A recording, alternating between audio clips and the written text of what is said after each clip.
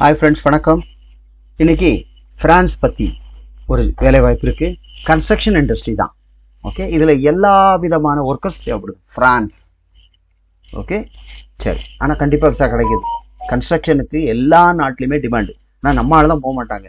நான் என்ன சொல்லுவேன், அங்கே ஊர் கன்ஸ்ட்ரக்ஷன்லாம் இங்கே மாதிரி வேத்து வடிஜி கல்லது கொண்டு செமக்கமனம் சிமெண்ட் மூடி அதெல்லாம் கிடையாதுங்க. எல்லாம் டெக்னாலஜி வளர்ந்துச்சு. அழகாக இருக்கும், டீசெண்டாக இருக்கும். புரியுங்களா? சரி. ஏன்னா அங்கே அந்த நாடுகளில் இறங்குறதுக்கு வேற வழி கிடையாது. புரியுதா? நீங்கள் 10-20 லட்சம் நான் கொடுக்குறேன்னா கூட யாரும் இங்கே இறங்க முடியாது. நம்ம நரேந்திர மோடி சாரே போயிட்டு விசா இல்லாமல் திரும்பி வந்தார் ஏர்போர்ட்டில். எவ்வளோ பெரிய ஆள். புரியுதா?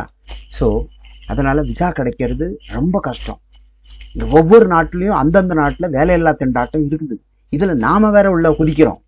எப்படி? அப்போ வா வான்னு அவன் கூப்பிடலை. அப்படி கூப்பிட்றான்னா எங்க ஆளு அவன் ஊருக்காரன் செய்ய மாட்டானோ அதனால தான் கூப்பிட்றான். ஒர்க் பெர்மிட் கொடுக்குறான். நமக்கு இதான் வழி. சரி, போயிடுவோம், பார்த்துக்கலாம். கொஞ்ச நாள் வேலை பார்ப்போம். 1 வருஷம் வச்சாச்சா, ஏன்னா இதில் தான் வேலை செஞ்சு பழகியாச்சுன்னா ஓவர் டைம் நல்லா இருக்குது, காசு இருக்குது. சரி, ரொம்ப படித்தவங்க இதில் இருக்க மாட்டாங்க. ஆனால் ஆரம்ப காலங்களில் இருக்கலாம். டிஆர்சிலாம் வந்த பிறகு மாறி போகலாம். ஃப்ரான்ஸ்லாம் டிஆர்சி வரைக்கும் எவ்வளோ நாளாவது தெரியுமா? 20 மாதத்துக்கு மேலே ஆகுது. கரெக்டாக ஒர்க் பெர்மிட் கிடைச்சாச்சு, உடனே டிஆர்சியும் கிடைச்சிடறாது. அங்கே லேட் ஆகும். ஆனால் ஒர்க் பெர்மிட் ரினியூவல் பண்ணிட்டு வேலை பார்த்துட்டே இருக்கலாம். இதுதான் ஃப்ரான்ஸ். நீங்கள் உங்களுக்கு தெரிஞ்சவங்ககிட்ட கேட்டு பாருங்கள். ஃப்ரான்ஸ் உள்ளே இறங்குதே கஷ்டம். ஒர்க் பெர்மிட்டும் கிடைக்காது. இந்த விசிட் விசா விஎஃப்எஸ்ல போடுறாங்க, அதுவும் கிடைக்காது. ஆனால் கிடைக்கிறது என்னென்ன, இந்த மாதிரி கன்ஸ்ட்ரக்ஷன். இதில் கிடைச்சா நீங்கள் போகலாம். என்ன ஜாப் இருக்குன்னு கொஞ்சம் பாருங்கள். ஃப்ரான்ஸ் உங்களுக்கு தெரியும் எங்கே இருக்குன்னு. ஓகே, ஸோ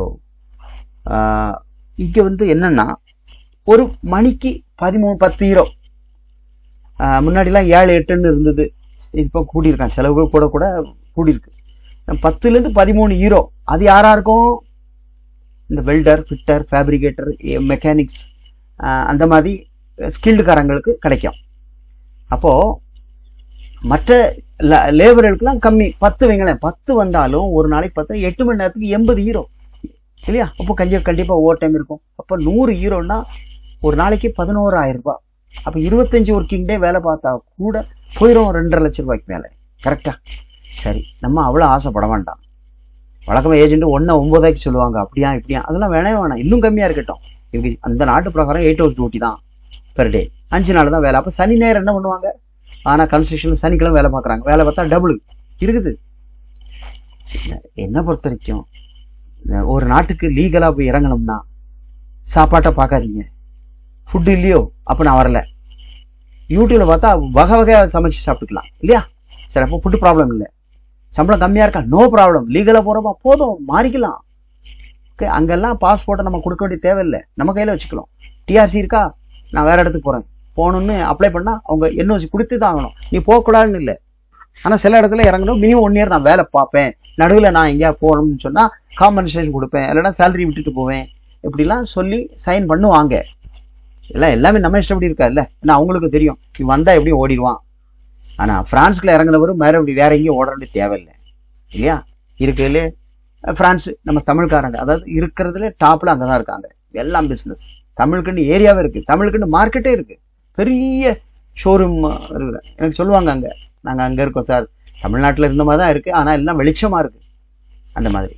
ஓகே, இப்போது இந்த கன்ஸ்ட்ரக்ஷனில் உங்களுக்கு அகாமடேஷன் ஃபுட்டு அங்கேயே அமைஞ்சிருந்தனால இந்த பைசா செலவாகாது. கரெக்டாக? அங்கேயே ஒரு லிமிட்டுக்கு மேலே தாண்டி போனால் கவர்மெண்ட்டுக்கு டேக்ஸ் பெருசாக கொடுக்கணும்.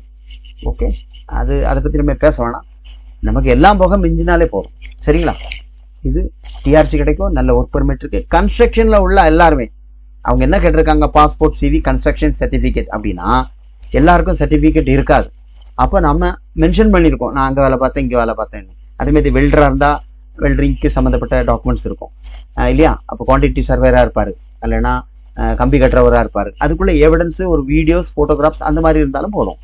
ஆக சேலரி நல்ல சேலரி. இப்போ கூட 2-2.5 லட்ச ரூபா சம்பளம் வரத்தான் செய்யுது. டேக்ஸ் எல்லாம் பிடிச்சா கம்மியாக தான் வரும், பரவாயில்ல. பட் போகக்கூடிய இடம் விசா கிடைக்கணும் இல்லையா? ஓகே, எனக்கு யாராவது பரவாயில்ல, நான் நல்லா படிச்சிருக்கேன், ஆனால் எனக்கு இதில் வேலை தெரியும், இதெல்லாம் உள்ளே வர்றேன் அப்படின்னா அப்ளை பண்ணலாம். ஆனால் இந்த இதுக்கு ஒரு 6 லட்சம் அந்த ரேஞ்சுக்கு செலவாகுது. பார்த்துங்க, ஆனால் கிடைக்கிறது இல்லை. இந்த பெரிய அமௌண்ட் கொடுத்தா எடுக்கிறோம். பாருங்கள், இது கிடைச்சா பரவாயில்ல. ஓகே, யாராக இருந்தால் அப்ளை பண்ணுங்கள். மறக்காமல் ஃப்ரெண்ட்ஸுக்கு ஷேர் பண்ணுங்கள். ஓகே, சரி. எங்கிட்ட உங்க ப்ரொஃபைல் இருந்துச்சுன்னா நான் எப்பவுமே அனலைஸ் பண்ணுவேன், இங்க பண்ணலாமா அங்க போடலாமா, அதுல ஏதாவது ஒன்று போட்டு போயிட்டே இருக்கலாம். ஓகே, இதுக்கு ப்ராசஸ்ல 4 to 5 மாசம் ஆயிடுங்கிறது மறக்கக்கூடாது. தேங்க்யூ.